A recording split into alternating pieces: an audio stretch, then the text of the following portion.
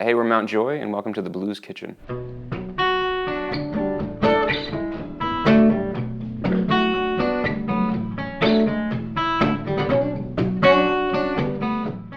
Mount Joy are a folk rock band based in Los Angeles.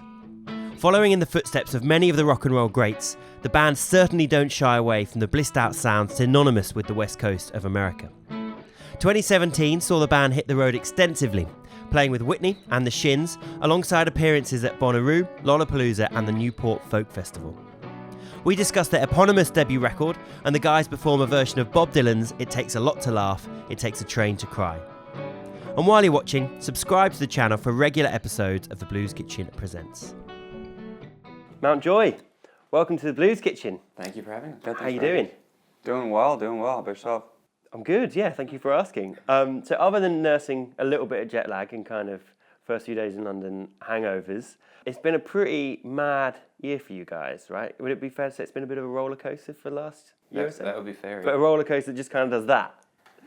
For the most part, yeah. I don't know. I guess now it's been about 2 years since the very beginning. Is this like the first time you got in a room and started making Exactly. tunes Yeah. So Sam and I went to high school together outside of Philadelphia, and ended up in Los Angeles after maybe 6 years after that or so.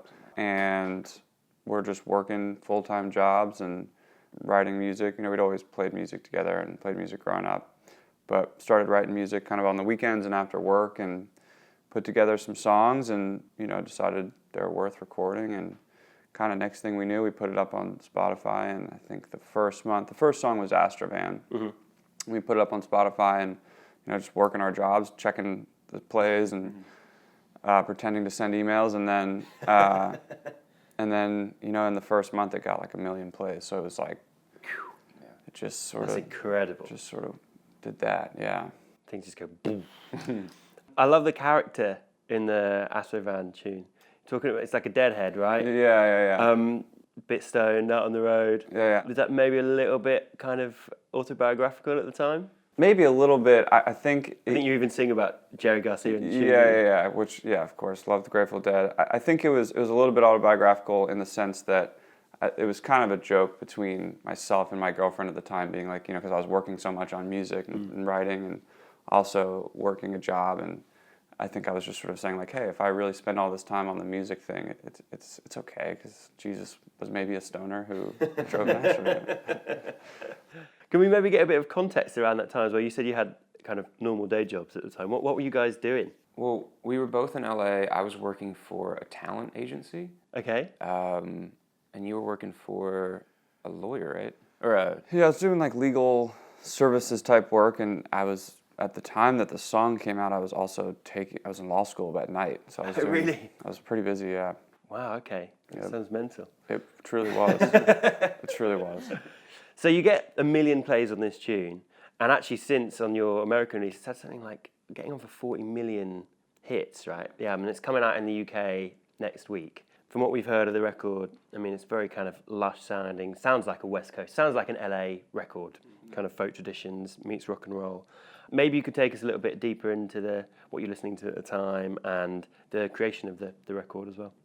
For me, at least, the sort of like basis for a lot of the stuff was like 60s and 70s, rock and roll, blues, jazz, the music that I just grew up on from for my whole life. But then I think there were some contemporary bands too. Like I think everyone in the band was big fans of like My Morning Jacket and Alabama Shakes. Yeah, I'm trying to think of all the ones, but yeah, like Vampire Weekend. Like there's some contemporary stuff, but I think it's sort of rooted in what happened in the 60s and 70s from a rock and roll folk. The meeting of the rock and folk team, which is like the most LA-centric thing ever, right? Yeah. Was Astrovan the first tune that you actually sat down and wrote together as well?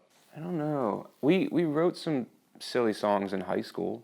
Oh yeah, definitely not the first ever, that's for sure. The first maybe that we want to show you, but But I think it was the first one that we really sat down and we were like, this could be interesting. This could be cool to actually sit down and do it right and record it and see what happens.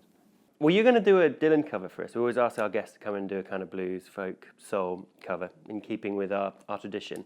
Somewhat unbelievably, you're the first people to come in and say, oh, we're going to do Dylan tune. And you're going to do It Takes a Lot to Laugh, Takes a Train to Cry. When did that song kind of first make its way into your consciousness? for me, I mean, it's hard to pick one, but that's my favorite Dylan record, Highway 61. And there's something about that tune that it's a simple tune, but it's got this sort of, I know that, you know, coming into the blues kitchen, I felt like there's a lot of like blues influence in that song, and I've heard other bands cover it in a blues style. Yeah. I know the Grateful Dead do a cool rendition of it, and I've heard just when I thought blues and kind of what we do, I thought, well, there's sort of this crossover zone here. And yeah, I just love that song. Was Highway 61 your entry point to Dylan? Because it's one of those things that back catalogue now, well, I mean, he's still making music now, but 50 years later, can be quite an intimidating thing. Oh, yeah. I mean, if I'm honest, when I was growing up, my dad was a Dylan obsessive. And actually, until I was about 16 or 17, I purposely avoided it because it was just all he played incessantly all the time. But was there, like, for me, it was actually hearing Ballad of a Thin Man off that record. It's like, right, okay, maybe I can go about this my own way rather than listening to my dad listening to it. But was there a moment for you, or was there a specific entry point where you're like, okay, it's clicked? I was probably like 15 and I saw Bob Dylan when he came to Philadelphia, and he played the piano facing away from the audience, and he put... Was he stood up? Yeah, he was standing up facing like stage left, and he put his acoustic guitar in front of the piano as if at some point he was going to touch it. And he never touched it. But I thought that it was kind of just like a cool thing, because he could do that, and people would still be like, "Oh, well, I saw Bob Dylan; it was great." Yeah. So, I mean, it's that sad thing. It's for a lot of people going to see Dylan now. It's kind of become like a box ticking exercise rather than an enjoyment exercise. Though we all keep going back, and we'll continue to go back and see him over and over again. Have you seen him live as well? Yeah, I ticked the box. I was Tick the box. I love Bob Dylan. I agree that Highway 61 is sort of a good entry point, especially since I think a lot of his records are like sort of self-indulgent in the sense that there's maybe 6 or 7 songs that you're like, I don't know what that's about, but and then there's 2 or 3 that are like all-time great tunes. But I feel like Highway 61 is one of his, like, there are a couple, but one of his like all the way through, just like wow, All the way through into Desolation. yeah. Yeah. But that, and I did see him quite a few years after Highway 61, and yeah, he's mailing it in, but you gotta love it. Our age is working against us somewhat, and the years in which we were born. Totally. I think it's probably time for some music. Yeah. That's all right. Perhaps you'd be good enough to introduce your tune. Yeah, we're gonna do Bob Dylan's "It Takes a Lot to Laugh, It Takes a Train to Cry."